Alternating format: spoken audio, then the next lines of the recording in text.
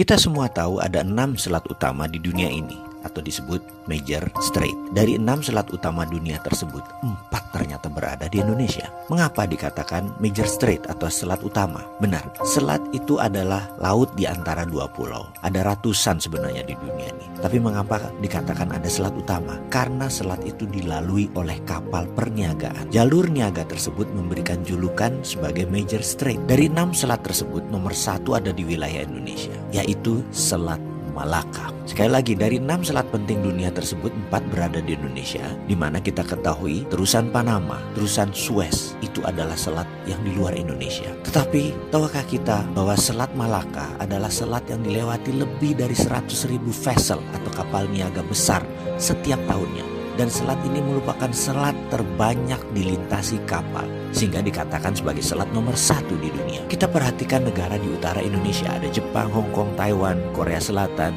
Cina, di mana semuanya adalah negara produsen besar di dunia.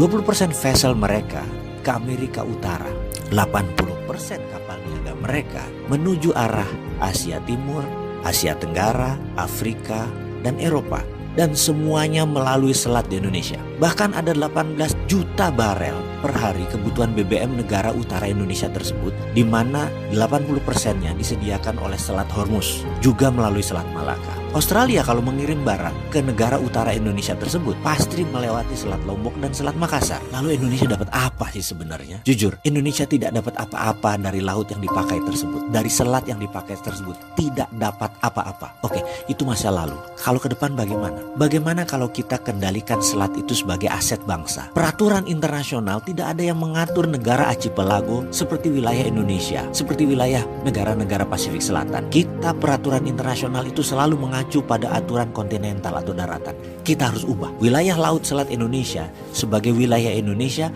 dan Indonesia memutuskan misalnya menutup laut tersebut. Apa yang terjadi? Dunia bisa geger. Australia lewat Papua Nugini kalau mau kirim barang ke utara. 4 negara utara Indonesia, Cina, Jepang, Korea, Taiwan, muter lewat Papua Nugini. Tidak usah pakai Selat Malaka, gak bisa masuk lewat Natuna. Atau kalau mau ya melipir lewat sisi Thailand dan melipir lewat sisi Malaysia di Selat Malakanya. Pokoknya kalau mau melewati wilayah Indonesia, bayar asuransi senilai 1% dari nilai barang. Kita tahu barang yang lewat tersebut ada lebih dari 2 triliun dolar atau 2.000 billion. Jadi kalau itu kita asuransikan atau kita pajakin versi kita dengan nama asuransi, kita mendapatkan lebih dari 250 triliun per tahun. Dan ini untuk devisa negara. Akankah negara adik kuasa seperti Cina dan Amerika marah besar? Pasti. Beranikah kita melawan dan mempertahankan hak kita? Harus berani. Itu namanya revolusi.